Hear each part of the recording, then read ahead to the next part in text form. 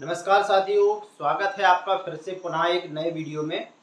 इससे पहले हमने कक्षा जो 9 का है उसको पीछे वाला टॉपिक हमने डिस्कस किया हुआ था बाष्पीकरण को। अगर आप लोगों में से किसी ने भी बाष्पीकरण वाले टॉपिक को नहीं देखा है तो सबसे पहले उसको आप देख लीजिए। उससे होगा क्या कि आपको ये वाला जो टॉपिक और बेहतर समझ में आएगा।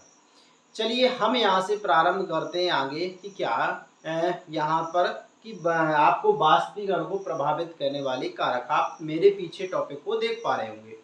तो यहाँ पर बच्चों आपको केवल ध्यान से सुनना है और मेरे द्वारा जो कुछ भी एक्टिविटी की जाएगी उस पर पूरी तरह से बाज की तरह आपकी नज़र होना चाहिए। चलिए, अगर इससे पहले अगर आप पहली बार यहाँ पर साइंस गैलेक्सी पर विजिट कर रहे हो तो आपका स्वागत है। और चलिए हम पढ़ते हैं और देखते हैं। चलिए देखते हैं यहाँ पर बाष्पीकरण को प्रभावित करने वाले कारक। चलिए थोड़ी सी अपन बात समझ लेते हैं, बाष्पीकरण आखिर होता क्या है। जैसे देखिए आपने क्या किया, एक बर्तन में क्या रखा, जैसे आपके पास मान लीजिए कोई भी बर्तन खुला है, जैसे तसला है, कोई भी बाल्टी है, उसमें आपने पानी को रख दिया। तो पानी पर जैसे ही धूप पड़ेगी वो क्या होगा, बाष्पीकृत होगा। मतलब जल आपकी द्रव अवस्था से वाष्प अवस्था में चेंज होगा। इसी घटना को बोला जाता है बाष्पीकरण। यहाँ पर सबसे जो मोस्ट बात है कि बाष्पीकरण के लिए कोई ज़रूरी नहीं होता कि आपका टेम्परेचर 100 डिग्री सेल्सियस हो। मतलब आपका टेम्परेचर जो आपका क्वथनांक से नीचे ही रहेगा तब भी बाष्पीकरण होगा। बस फर्क इतना होगा कि आपका मान लीजिए 10 डिग्री टेम्परेचर है, बाष्पीकरण हो रहा होगा लेकिन कम। अगर उसके अपेक्षा आपका 20 डिग्री टेम्परेचर है तो बाष्पीकरण ज़्यादा होगा। तो सिंपल सा आप समझ चुके होंगे कि द्रव का वाष्प अवस्था में, जल का द्रव अवस्था से क्या वाष्प अवस्था में परिवर्तन क्या होता है, बाष्पीकरण होता है। अब देखिए हमको यहाँ पर ये पढ़ना है कि बाष्पीकरण किस वजह से बढ़ता है और किस वजह से घटता है। मतलब ये क्या हो जाएंगे इसको प्रभावित करने वाले कारक। चलिए यहाँ पर देखते हैं। यहाँ पर हम पहली हेडिंग देखते हैं कि यहाँ पर दिया गया सतह का क्षेत्रफल। देखिए वैसे आपको बताएं बाष्पीकरण मोस्टली सतही प्रक्रिया है। सतही कैसे, सतह देखिए जैसे आप देखिए कि आपको कहीं जाना होता है ऑफिस जल्दी जल्दी, तो आप चाय पीते हैं तो उसमें क्या आप कप में जनरली चाय पीते हैं। लेकिन जब आपको जल्दबाजी होती तो आप कप में चाय नहीं बल्कि प्लेट में चाय पीना पसंद करते हैं। ऐसा क्यों है, तो यहाँ पर देखते हैं हम। देखिए यहाँ पर देखिए क्या होता है कि हम देखते हैं कि हमारी जो प्लेट होती है, ठीक है, हमारी प्लेट जो होती है वो इस तरह से हमारी होती है, ठीक है, ये प्लेट होती है, क्लियर। तो ये जो प्लेट है तो यहाँ पर हमने देखा कि हमारी प्लेट में खुली हुई है, ठीक है, बहुत बड़ी सतह है। लेकिन भैया अगर हम अपने कप की बात करें तो हमारा कप इस तरह का एक होता है, ठीक है, इस तरह का। देखिए तो आप यहाँ पर देख पा रहे होंगे कि हमारे इस कप में जो टी रखी हुई है, दोनों में क्या रखी है, चाय रखी है, ठीक है ना, टी। तो ये हमारे दोनों में चाय रखी हुई है। अब ये आप देख पा रहे हो कि इसको चाय को जब ये ठंडी होगी, क्लियर, तो यहाँ से आपको ये यहाँ से बाष्पीकरण होगा इतनी क्षेत्रफल से। देख और यहाँ पर देखिए आपका बाष्पीकरण कितने क्षेत्रफल से हो रहा है, देखिए यहाँ से इतने। तो जरूर बिल्कुल आप जान गए होंगे कि यहाँ ये चाय बहुत जल्दी शीघ्र ठंडी हो जाएगी। मतलब शीघ्र क्या हो जाएगी, ठंडी हो जाएगी आपकी ये चाय। और इसमें थोड़ा अधिक समय लगेगा, इसमें क्या लगेगा, अधिक समय। ऐसा क्यों हुआ, यहाँ पर किस चीज का डिफरेंस है, कोई डिफरेंस नहीं भाई। उसी व्यक्ति ने चाय बनाई है, व्यक्ति भी अलग नहीं है, उसमें शक्कर जो चाय पत्ती पानी दूध लगा है वो भी सेम है।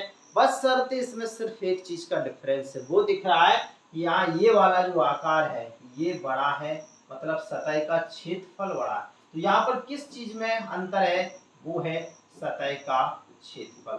तो आपने देखा कि सतह का क्षेत्रफल अगर ज्यादा होगा तो चाय क्या होगी, जल्दी ठंडी होगी, मतलब बाष्पीकरण अधिक होगा। और अगर क्षेत्रफल कम है तो बाष्पीकरण कम होगा। ये पॉइंट मुझे पता है आपको समझ में आ चुका होगा।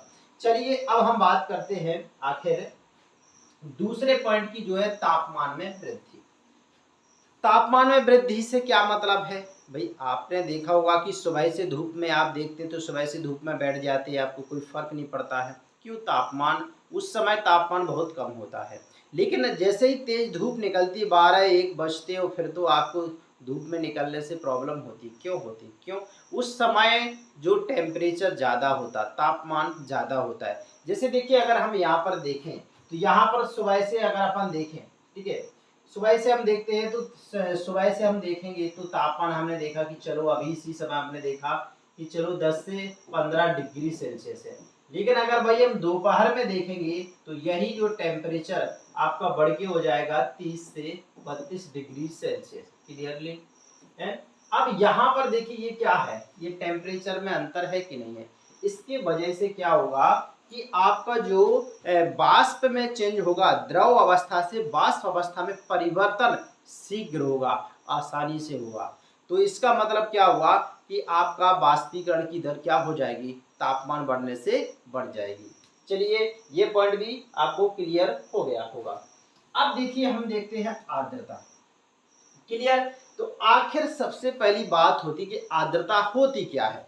तो देखिए यहाँ पर आर्द्रता पर क्या होती है कि अपन सुबह से क्या देखते हैं, वायु में देखते हैं। सुबह सुबह से आप देखते तो आपको कोहरा कोहरा सा नजर आता है। इस समय क्या कारण है कि आपको अभी ऐसा नजर आता है, लेकिन गर्मियों में तो ऐसा कभी नहीं आपको मिलता है। जैसे अभी देखिए बरसात है, बरसात का लगभग खत्म होने वाला समय। वर्षा के बाद जो ऋतु आती है वो उसको शरद ऋतु कहा जाता है, सब जानते होंगे आप लोग। तो इस समय वातावरण में बहुत ज़्यादा नमी होती है। वातावरण मतलब हमारे चारों ओर, वायु में किसकी मात्रा ज़्यादा है, मतलब नमी की मात्रा ज़्यादा है, आर्द्रता की मात्रा ज़्यादा है, इसको ही नमी की मात्रा ज़्यादा है, इसको मतलब किसकी मात्रा ज़्यादा है, जलवाष्प की मात्रा। देखें किसकी मात्रा ज़्यादा है, जल वाष्प की। मतलब ऐसा है कि जो हमारा जल है गर्मी की वजह से किस में चेंज हो जाता है, वाष्प में चेंज हो जाता है, और वो हवा में क्या रहता है, हवा के साथ आपका तैरता रहता है। क्लियर? तो ये होता है आपका आर्द्रता। तो हम देखते हैं सुबह सुबह से, अभी आप देखिए कि आपको धुंधला धुंधला सा नजर आता है। उसका कारण क्या है कि आपका गर्मी भी हो रही है और वातावरण में पानी है, नमी है। तो वो पानी जो होता है वो किस अवस्था में, द्रव अवस्था में से वाष्प अवस्था में परिवर्तित हो जाता है। इसी को बोला जाता है, वायु में जो आपकी आर्द्रता है, वायु में जो जलवाष्प है, उसी को क्या बोला जाता है, आर्द्रता बोला जाता है। क्लियर? आपको समझ में आ गया होगा। अब आप देखिए, अब जब वातावरण में नमी ज़्यादा होगी, वातावरण में क्या होगी, नमी ज़्यादा होगी, तो फिर क्या होगा कि वाष्पीकरण कम होगा। क्यों होगा भाई, वहाँ पर ठंडक होगी कि नहीं होगी। लेकिन अगर वहाँ पर दूसरा क्या होगा कि भाई जैसे वायु है, वायु अब आपकी जो मतलब वाष्पीकरण में होता है क्या कि जल भी द्रव अवस्था में चेंज होता है। चलिए मैं यहाँ पर समझाता हूँ क्या होता है। देखिए जैसे वाष्पीकरण में क्या होता है कि जल को किस अवस्था में जाना होता है, जल द्रव अवस्था से किस में जाएगा, द्रव से आपका वाष्प में जाएगा। बात समझना। तो यहाँ पर ये है तो ऑल ओवर किसको, ये वाष्प में करना है, वायु को। अब दूसरा यहाँ पर जब जल वाष्प की मात्रा ज्यादा होगी, समझ लेना क्या होगी, जल वाष्प की मात्रा आपकी ज्यादा होगी। मतलब सीधी सी बात है यहाँ पर कि अगर आपकी मान लीजिए वातावरण में क्या है, नमी ज्यादा है। क्लियर? वातावरण में क्या है, नमी। तो नमी किस में है, नमी को बोला हमने अभी डेफिनेशन किया ना, अभी नमी और आर्द्रता को हमने आपको परिभाषित किया ना। इसका मतलब क्या होता है कि वायु में क्या, कि वायु में आर्द्रता, जो वायु में आपकी जलवाष्प है, क्या है, वायु में जो जलवाष्प है वो क्या होती है आपकी, वो होती है आपकी आर्द्रता। समझना आपको। अब जब वायु में जलवाष्प ऑलरेडी है, अब देखिए अब नमी होगी तो इसका मतलब क्या है कि वायु में जलवाष्प की मात्रा अधिक है, वायु में क्या है, जलवाष्प है। अब समझना आप, अब जब जलवाष्प वायु में है तो फिर वो जो वहाँ की वायु है और आपकी इस मतलब आर्द्रता को ग्रहण नहीं करेगा, मतलब और जल को वाष्प में नहीं कन्वर्ट कर पाएगा। क्यों, ऐसा समझिए कि जैसे जब आर्द्रता है तो मतलब जो वायु है उसमें ऑलरेडी पहले से आपका जलवाष्प है। अब आपका वाष्पीकरण होता तो उसमें भी जल वाष्प में चेंज होता है। अब पहले से जब नमी वाष्प आपकी वायु में है तो फिर क्या हो जाएगा कि वो और ज़्यादा नमी को ग्रहण नहीं कर पाएगा। इस वजह से जो वाष्पीकरण की दर है वो कम होगी जब आर्द्रता अधिक होती है। जैसे देखिए अगर मान लीजिए आपको भोजन तो पेट में ही करना है, अब भोजन पेट में करना है तो अब आपको मान लीजिए आप भोजन करके गए, अब कहीं न कि दूसरा आ गया कि चलो हमारे यहाँ आपका निमंत्रण है तो वहाँ पर भोजन कर लीजिए। जब आप पहले से भोजन करके रखे हो तो वहाँ पर जाकर के स्वाद सी बातें नहीं ज़्यादा खा पाओगे, क्यों, आपने पहले से खा रखा है, तो आपके खाने की दर क्या होगी, कम होगी। इसी तरह से बाष्पीकरण में क्या होता है, बाष्पीकरण में आर्द्रता अधिक वातावरण में होगी, तो मतलब वायु ने पहले से क्या पानी को जल वाष्प के रूप में ग्रहण कर रखा है। अब जब वहाँ पर आप जल वाष्प, जब आर्द्रता ज़्यादा होगी तो फिर वहाँ पर बाष्पीकरण की दर कम हो जाएगी। क्लियर, यही यहाँ पर अपना बताया गया है कि वायु में पाए जाने वाली जलवाष्प की मात्रा को आर्द्रता कहते हैं। आर्द्रता अधिक होने पर बाष्पीकरण की दर क्या हो जाएगी, आपकी घट जाएगी। क्लियरली आपको मेरे हिसाब से समझ में पॉइंट आ चुका होगा। चलिए अगली बात करते हैं, वायु की गति में वृद्धि। देखिए आप बरसात के दिनों में अक्सर देखते कि आपके कपड़े नहीं सूखते हैं, और गर्मियों में आप मतलब कपड़े टांगते हैं और 10 मिनट में आपके कपड़े सूख जाते हैं। क्या क्या अंतर है भाई, तो यहाँ पर आपको रटना बिल्कुल नहीं है। आप बरसात की ऋतु में, वर्षा ऋतु में आ जाइए। क्लियर, वर्षा ऋतु में आप आ गए, दूसरा आप आ गए गर्मी में। आप देख पा रहे हैं कि यहाँ आपके कपड़े दिन भर नहीं सूख पा रहे, दिन भर में नहीं सूखते, समझ पा रहे ना, दिन भर में भी नहीं सूखते। क्लियर, और यहाँ पर केवल गर्मियों में 10 मिनट में सूख रहे हैं, 10 मिनट में सूख जाते हैं। क्या रीजन, सोचा आपने कभी ऐसा क्यों है? तो क्या इसमें अंतर है, सिर्फ एक ही अंतर है। इस समय क्या होता है कि वातावरण में क्या होता है कि जो वायु होती है, समझ पा रहे ना, जो वायु होती है, क्लियर, यहाँ पर भी क्या होगी, वायु होगी। इस समय जो वायु में क्या होगी, आर्द्रता होगी। क्या होगी, वायु में आर्द्रता होगी। और इस समय वायु क्या होगी, सूखी होगी, मतलब इसमें कोई आर्द्रता नहीं होगी। आप सुबह सुबह से देखते हैं गर्मियों में क्या आपको कोहरा नजर आता है? नहीं, क्यों, वहां पर जलवाष्प ही नहीं। अभी बरसात के समय आप सुबह सुबह से देखिए तो यहाँ पर क्या आपको मतलब सुबह सुबह से कोहरा कोहरा सा नजर आता है, क्यों, वो जलवाष्प है। किसमें, वायु में आपकी जलवाष्प है, तो उस वजह से दिखती है। अब देखिए यहाँ पर हम तो चूंकि यहाँ पर बता रहे हैं वायु की गति, तो देखिए जब वायु, जब देखिए आप क्या करते हैं, तो पंखे में सुखाते हैं, तो फिर क्या करते हैं, जब बरसात में कपड़े नहीं सूखते तो आप क्या करते हैं, पंखे को चालू कर देते हैं। पंखे को चालू कर देते तो आपके कपड़े कुछ सूख जाते हैं, टाइम लगता है लेकिन सूख जाते हैं। ऐसा क्यों? क्योंकि देखिए क्या होता है कि जैसे हवा आएगी उस पर, तो वो क्या करेगा, उसमें जो आपका जल है उसको वाष्प में कन्वर्ट करेगा, वहां से हटाएगा भी जल्दी से। क्या करेगा, हटाएगा भी जल्दी से। इस तरह से आपके जो मतलब इसकी जलवाष्प की, जो पानी से जलवाष्प बन रहा है, वो क्या होगा, वहां से जल्दी जल्दी हटाया जाएगा उसके द्वारा। इस वजह से जितनी ज्यादा तेजी से हवा चलेगी और उतना ज्यादा बाष्पीकरण की दर अधिक होगी। क्लियर, यहाँ पर समझ में आपको आ गया होगा। तो यहाँ पर देखिए वायु के तेज होने से जलवाष्प के कण वायु के साथ क्या हो जाते हैं, उड़ जाते हैं। तो जलवाष्प के जो कण हैं वो किसके साथ उड़ जाएंगे, आपके वायु के साथ उड़ जाएंगे, क्योंकि हवा पंखे की चलती कंटिन्यू, जिससे आसपास जल वाष्प की मात्रा क्या हो जाती है, घट जाएगी। जब वहां से हटाते जाएंगे वाष्प की मात्रा को, तो वहां कमी होती जाएगी, और इस तरह से वाष्पीकरण क्या हो जाता है, आपका तेज होता जाए।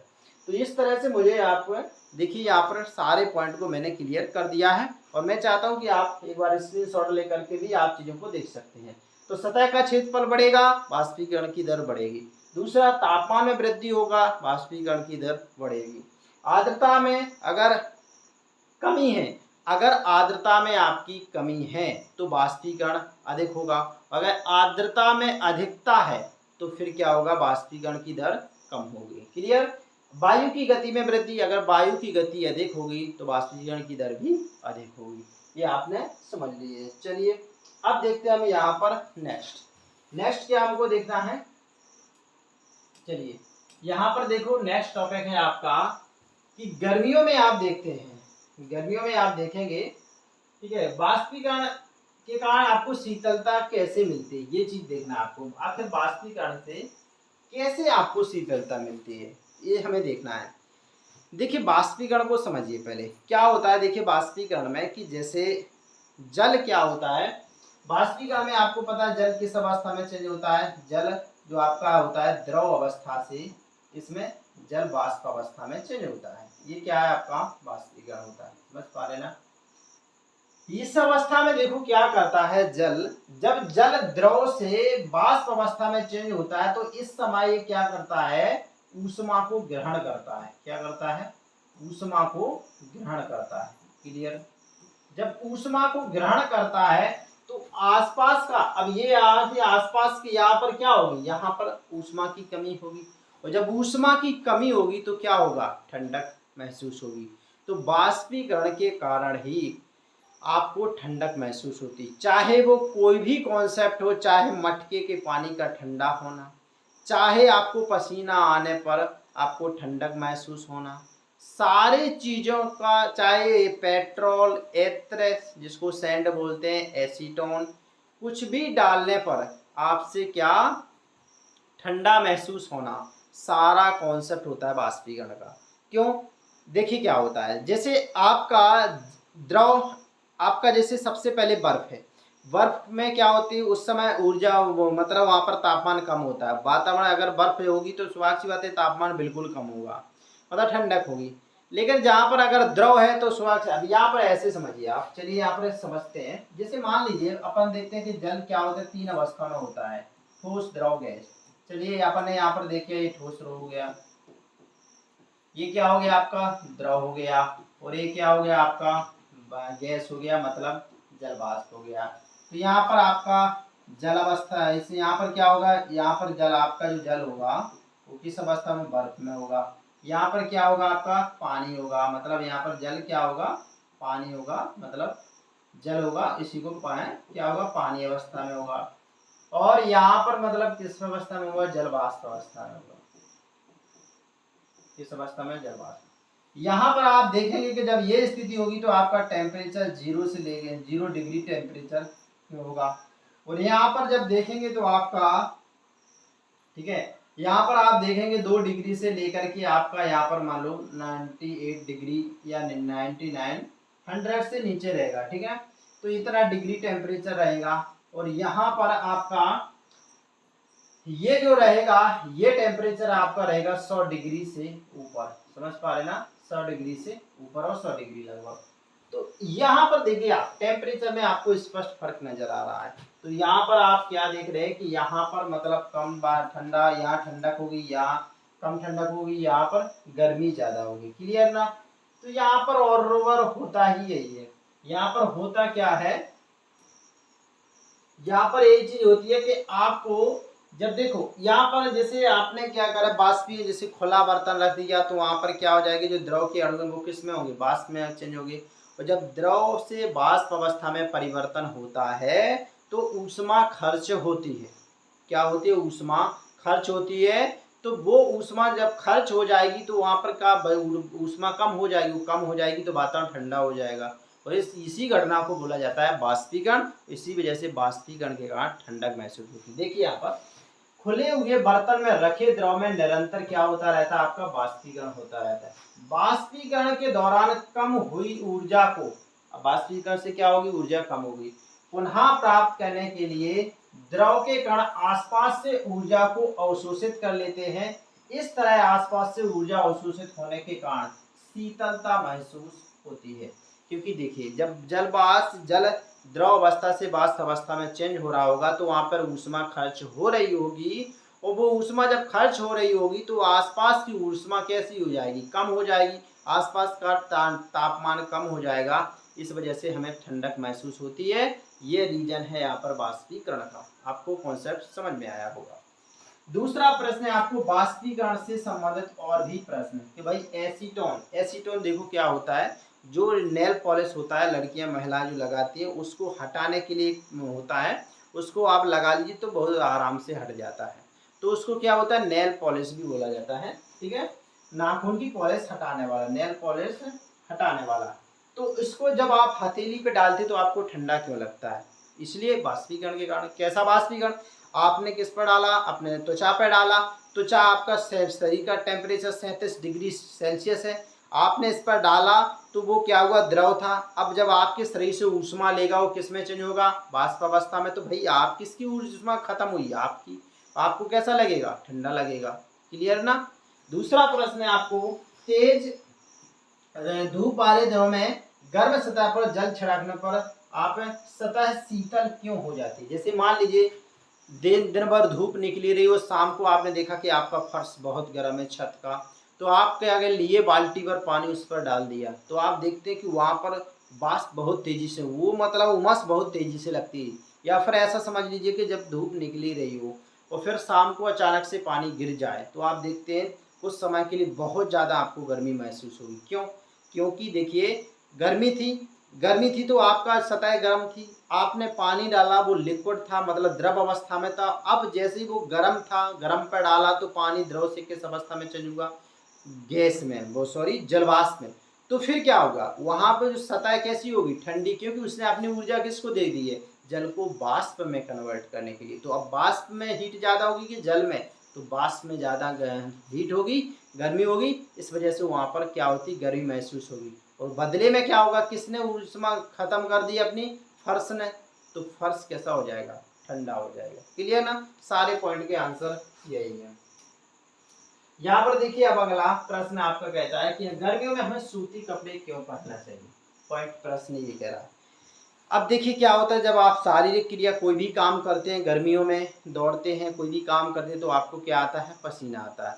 तो सबसे पहले तो सूती कपड़े क्या करते हैं, पसीने को सोख सकते हैं ज़्यादा, ठीक है ना, अपेक्षाकृत टेरिकोट के कपड़े की तरह की अपेक्षा अधिक, मतलब जो टेरिकोट का कपड़ा होता है उसकी अपेक्षा सूती कपड़ा पहली बात तो क्या, हमारे पसीने को ज़्यादा सोखेगा। सेकंड बात, जब पसीने को सोखेगा वो किस अवस्था में, द्रव अवस्था में।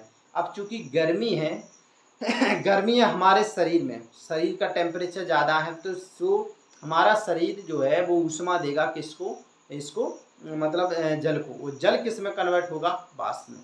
तो हमारे शरीर की ऊष्मा कहाँ पर गई भाई, जल से वाष्प अवस्था में परिवर्तित होने के लिए खर्च हो गई। तो हमारे शरीर की ऊष्मा क्या होगी, कम गई, तो हमको कैसा महसूस होगा, ठंडक महसूस होगा। क्लियरली ना। तो देखिए शारीरिक क्रिया के कारण हमें क्या आता है, पसीना अधिक आता है। क्लियर ना। तो जिससे हमें शीतलता मिलती है, क्योंकि वाष्पीकरण के कारण द्रव की सतह के कण हमारे आसपास की ऊर्जा ग्रहण कर लेते हैं। तो हमारे आसपास की ऊर्जा ग्रहण कर लेकर किसे बदल जाते हैं, वो वाष्प में। और वाष्पीकरण की जो प्रसुप्त ऊष्मा के बराबर उसमें ऊर्जा हमारे शरीर से अवशोषित हो जाती है।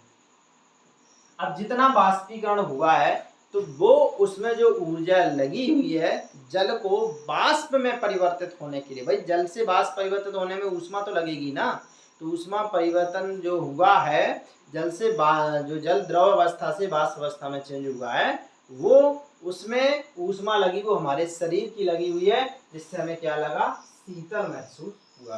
क्लियर। बर्फीले जल से भरे गिलास की बाहरी सतह पर जल की बूंदें नजर क्यों आती हैं। प्रश्न आपसे ऐसा कहता है, आपके पास क्या है, ये जल है, आप देखिएगा ठंडी बोतल को आप पानी की पीजिएगा, तो यहाँ पर आपका क्या भरा हुआ है, जल भरा हुआ। क्लियर नहीं है। अब आप देखेंगे कि आप अगर ठंडा जल होगा तो आपकी यहाँ पर ये बूंदे जम सी जाएंगी, यहाँ पर आपको बूंदे नजर आएंगी गिलास के बाहर।